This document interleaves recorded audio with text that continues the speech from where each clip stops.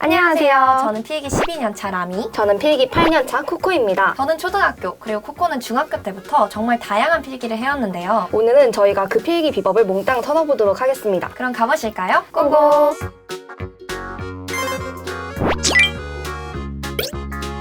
이거는 고급 생물 필기고요. 그냥 선생님이 주신 PPT를 스캔해서 이렇게 사진을 올리고 그다음에 그 위에다가 이렇게 필기를 진행을 했습니다. 위에는 뭐 대단원, 그다음에 소단원, 그리고 내용. 근데 진짜 이렇게 코넬식으로 나눠놓으니까 내용도 보기 쉽고 소단원이 뭔지 확실하게 알 수 있는 것 같아. 나는 컴퓨터로도 많이 했거든? 그래서 이거는 그때 영어 원서에 대한 필기였는데 여기도 사실 형식은 비슷해. 대제목, 중제목, 소제목 뭐 이런 식으로 나누고 이렇게 색깔 다르게 해가지고 카테고리 나누고 그래서 뭐 번호 매기고 도표 넣고 그래서 나는 번호랑 화살표를 진짜 좋아했어. 최대한 범주화 시켜서 확실하게 이해를 하게 하는 그래서 그런 걸 필기로 많이 했다. 그럼 코코의 필기를 어떤지 한번 볼게요. 생물은 내가 필기를 진짜 중요하게 생각했거든. 확실히 쓰면서 외워지는 게 있으니까. 그치. 내가 고등학교 때나 대학 그리고 대학 와서 전공 준비할 때도 생물만은 꼭 이제 노트에다가 손으로 쓰면서 공부를 했어. 그래서 이거는 내가 서울대학대 면접 준비를 할 때 우리 과는 이제 약대다 보니까 질병이 굉장히 중요하잖아. 그치. 그런 여러 질병들을 외우기 쉽기 위해서 이 질병의 특징들을 다 정리해 놓은 건데 일단 대단원 나누고 그 다음에 중단원까지 써준 다음에 질병을 숫자를 써가지고 정리를 하고 거기다가 하이픈을 써서 각각의 특징들을 다 나열해줬어. 아까 말했던 헬리코박터 파일러리균 같은 경우에는 구조도 굉장히 중요하기 때문에 사진을 같이 첨부해가지고 메모를 했어. 진짜 깔끔하다. 한번 직접 필기를 해보시라고 필기에 숨길 때 필기 시험 저희가 가져보도록 하겠습니다. 이게 수능 국어인가요? 수능 국어 지문? 비문학?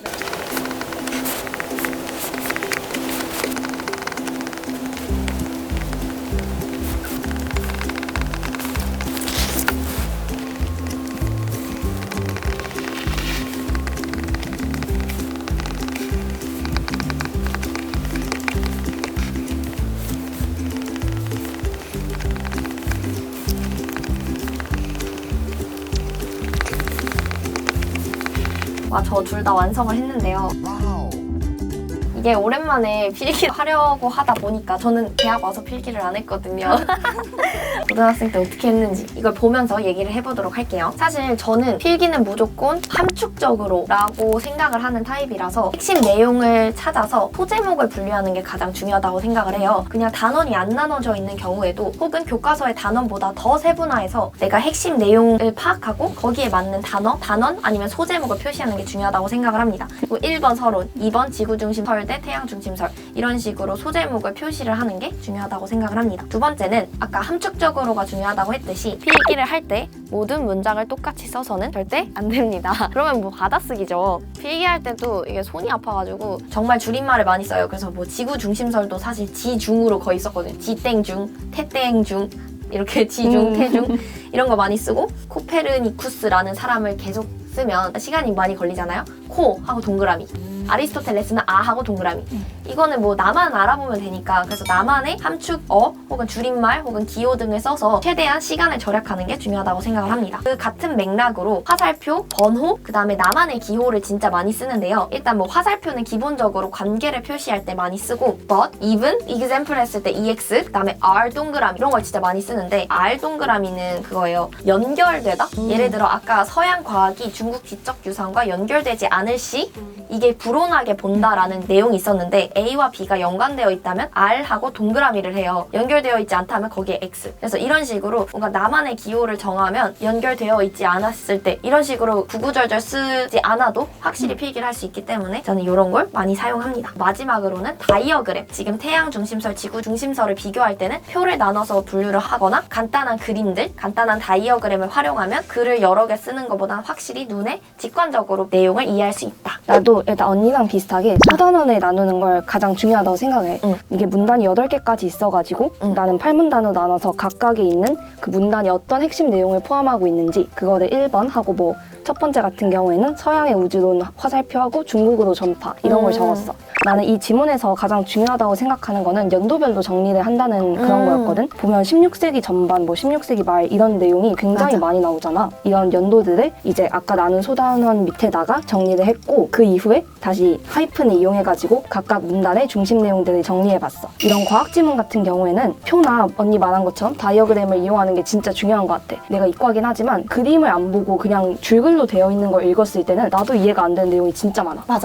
여기 있는 것 같은 경우에도 지구 중심설 그냥 봤을 때 우주의 중심에 지구가 고정되어 있고 뭐 주변에 이렇게 돈다. 일단 이해는 되지만 그래도 그림을 그려보는 게 더 확실하게 이해가 되잖아. 그래서 나는 이렇게 그림을 그려봤고, 네 번째 문단에서도 만유인력에 관해 설명을 하는데 이때 만유인력이 뭔지 아는 분도 계시지만 두 질점이 서로 당기는 힘을 만유인력이라 한다고 여기 문단에 나와 있거든. 그래서 두 질점을 여기 그려줬고 힘이 서로를 당긴다 이렇게 표시를 하면 좀 더 만유인력이 뭔지 간단하게 이해할 수 있기 때문에 그림을 그리면서 필기를 하는 게 중요하다고 생각해. 그림을 그리고 나서 내가 줄글과 그림을 따로 분류하지 않고 여기에 화살표 같은 걸 이용해가지고 그림과 글을 유기적으로 연결하는 게 필기할 때 또 중요한 것 같아. 인정합니다.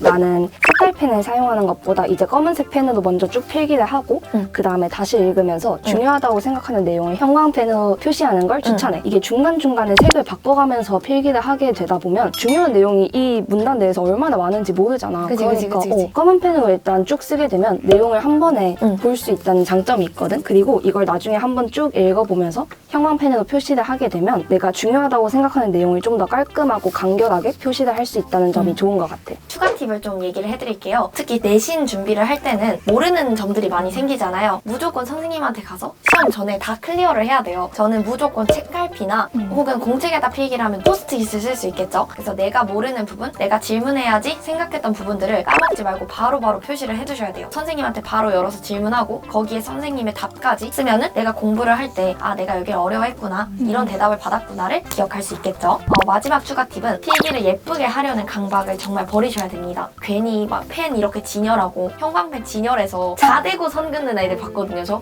진짜 화가 납니다. 그래서 그런 게 중요한 게 아니라 필기를 하는 과정에서 내용의 흐름을 파악하고 나중에 봤을 때 아 이런 내용이 있었구나를 확인하는 용도지 우리 지금 미술대회 나가는 거 아니잖아요. 진짜 딱 코코랑 저 정도. 코코께 조금 더 예쁘긴 한데 이런 식으로 자신만의 최적의 필기 방법을 찾는 게 중요한 것 같아요. 그리고 시간 단축. 저는 컴퓨터로 타자치는 게 훨씬 빨라서 컴퓨터 필기를 애용했는데 뭐 손으로 쓰는 게 빠르거나 아니면 뭐 교과서를 단거나 하는 방법이 더 맞으실 수도 있고 자기만의 최적의 필기 방법을 찾는 것을 추천드립니다. 보면 라미 언니도 그렇고 저도 그렇고 공책을 이렇게 반을 나눠서 필기를 한 걸 볼 수가 있습니다. 이게 공책을 반으로 나눠서 필기를 하는 걸 저는 진짜 추천드리는데 이게 이 공책 한 페이지를 정말 효율적으로 쓸 수 있는 방법이에요. 한 페이지를 그냥 줄글로 쭉 쓰게 되면 이 여분 공간이 너무 많이 남게 되거든요. 이제 전체적인 필기의 페이지 수도 늘어나게 되고 나중에 볼 때 이게 너무 양이 많아져서 복잡해지게 됩니다. 두 번째 추가 팁은 연필로 일단 쓰는 걸 추천드립니다. 아이패드는 이게 지우는 게 굉장히 간단하잖아요.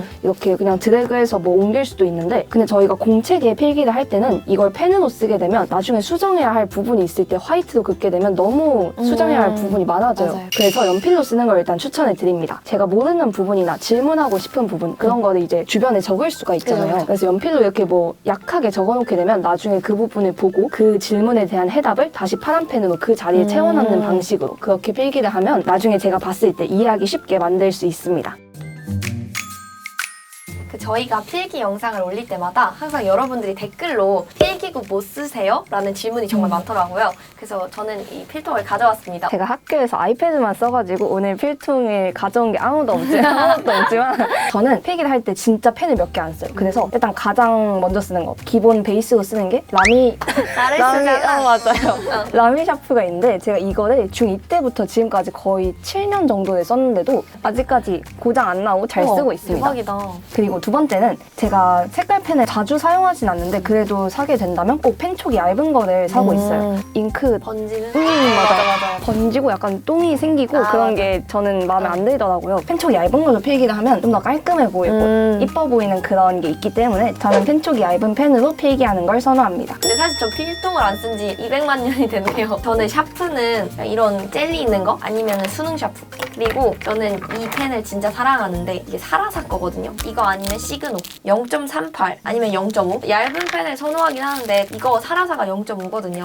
이걸로 하면 되게 볼드한 글씨들의 모임? 되게 뭔가 열심히 필기를 한 듯한 그런 느낌이 들어서 좋아했고요. 그다음에 이런 사인펜이랑 형광펜을 주로 썼습니다. 이렇게 오늘 저희가 여러 가지 필기 팁을 소개해드렸어요. 저희가 말씀드리고 싶은 거는 일단 자신한테 맞는 필기법을 찾는 게 가장 중요합니다. 저희가 이렇게 여러 가지 팁들을 드렸다고 해서 이게 자신에게 가장 딱 맞는 필기법이라고 확신할 수는 없어요. 이제 여러 가지 필기를 자기가 만들어 가보고 거기서 가장 최적의 필기법을 찾는 게 중요하다고 생각합니다. 필기구든 필기법이든 그러니까 이 세상의 모든 거는 내가 해봐야 알잖아요.